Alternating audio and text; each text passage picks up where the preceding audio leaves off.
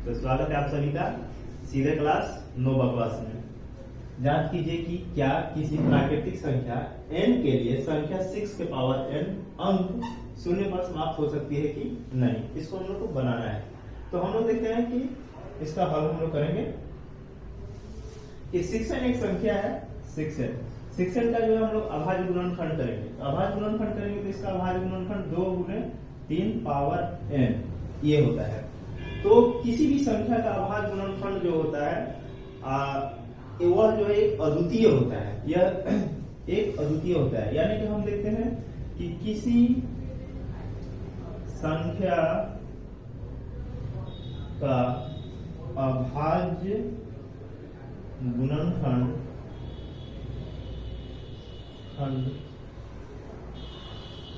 अद्वितीय होता है और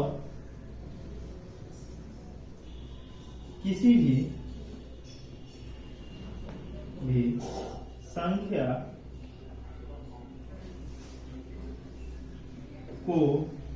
भी संख्या को अंक शून्य पर समाप्त होने के लिए उसके अभाज्य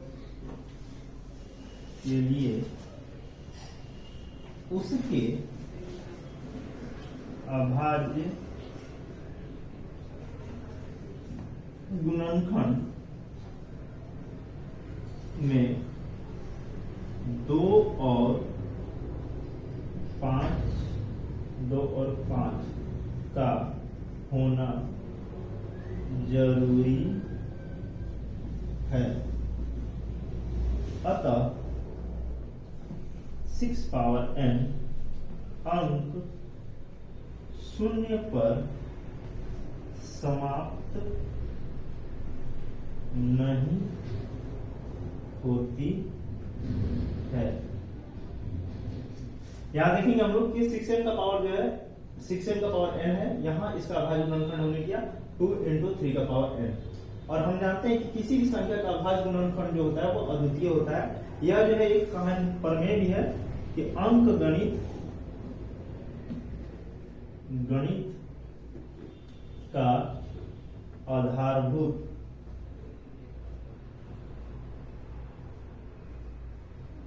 प्रमेय। यह अंकगणित का आधारभूत प्रमेय है कि किसी संख्या का अभाज्य गुणनखंड अद्वितीय होता है और किसी संख्या को अंक शून्य पर समाप्त होने के लिए उसके अभाज्य गुणनखंड में 2 और 5 का होना जरूरी होता है। यदि उसके अभाज्य गुणनखंड में 2 और 5 नहीं होता है तो वह संख्या कभी भी शून्य पर नहीं समाप्त होगी। अतः हम कह सकते हैं कि 6n जो है अंक शून्य पर समाप्त नहीं होती है। यह हमारा जो क्वेश्चन नंबर 5 बन गया है। अगर किसी को नहीं समझ में आएगा तो फिर से हम समझा देंगे कि यहाँ पर जो है 6n है। 6n का अभाज्य गुणनखंड 2 गुणे 3 पावर n। किसी संख्या का अभाज्य गुणनखंड अद्वितीय होता है या अंकगणित का आधारभूत प्रमेय कहता है। और किसी भी संख्या के अंक शून्य पर समाप्त होने के लिए उसके अभाज्य गुणनखंड में 2 और 5 का होना जरूरी होता है। अतः 6n अंक शून्य पर समाप्त नहीं होती। अगला क्वेश्चन पर हम लोग चलेंगे।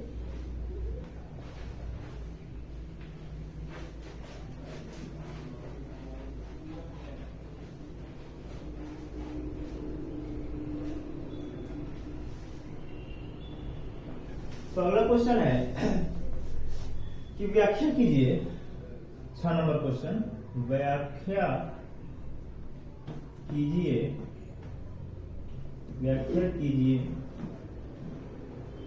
कि 7 गुणे 11 गुणे 13 प्लस 13 और 7 गुणे 6 गुणे 5 गुणे 4 गुणे 3 गुणे 2 गुणे 1 प्लस 5 भाज्य संख्याएं हैं। अब देखिए एक एक करके देखेंगे। यह संख्या बोलेंगे 7 गुणे 11 गुणे 13 गुणे 13 प्लस 13 है। ये 13 प्लस 13 इसको हमें दिखाना है, व्याख्या करना है कि यह भाज्य संख्या है। इसमें होता क्या है, हम देख रहे हैं कि 13 जो दोनों तरफ है, यानी प्लस से आगे भी प्लस से पीछे भी 13 कॉमन ले लेते हैं तो 7 गुणे 11 और इधर प्लस में बचता है 1। हमने 13 कॉमन ले लिया, इसे 13 से मल्टीप्लाई, 13 कम 13। और इस तरह से देखते हैं कि 13 और इधर ब्रैकेट में लगा सकते हैं 77 प्लस 1, और इस तरह से 13 गुने 77 और 1 मिलकर हो जाता है 78। अब हम इसको देखते हैं कि यह जो है संख्या को जैसे ही गुना करेंगे तो 13 गुने 78 का जो है अभाज्य गुणनखंड होता है 13 छक 78, 13 गुने 6, है ना। तो अभाज्य संख्या हम लोग को पढ़े कि जो 1 से और अपने आप से विभाजित हो, लेकिन यह संख्या जो है जो भी है वह 13 से विभाजित हो रही है 6, 2 6 भी जो है इसको और अभाज्य गुणनखंड करेंगे तो 13 गुने 2 गुने 3, यानी ये 2 से भी 3 से भी विभाजित हो रही है। यह इसलिए अभाज्य संख्या नहीं है, यह भाज्य संख्या है, भाज्य संख्या है।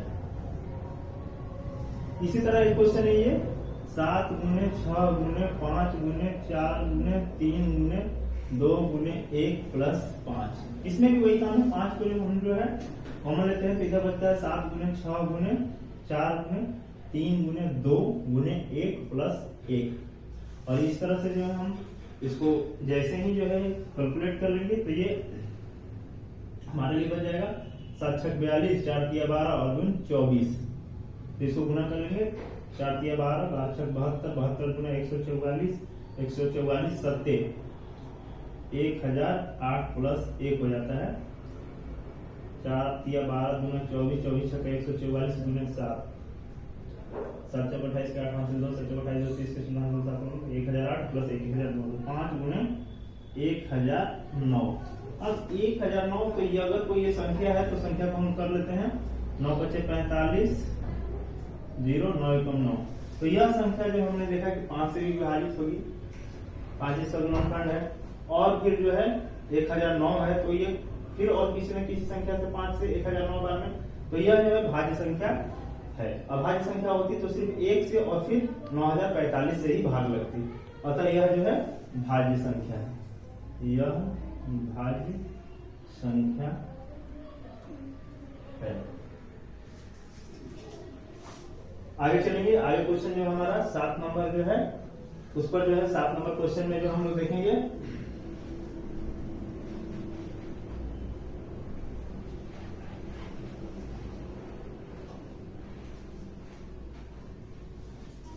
क्वेश्चन नंबर 7 जो है वह एक वृत्ताकार पथ है। क्वेश्चन नंबर 7 में इसके एक वृत्ताकार पथ है, ये वृत्ताकार पथ हुआ, इस पर से किसी जगह पर से जो है एक सोनिया है, सोनिया,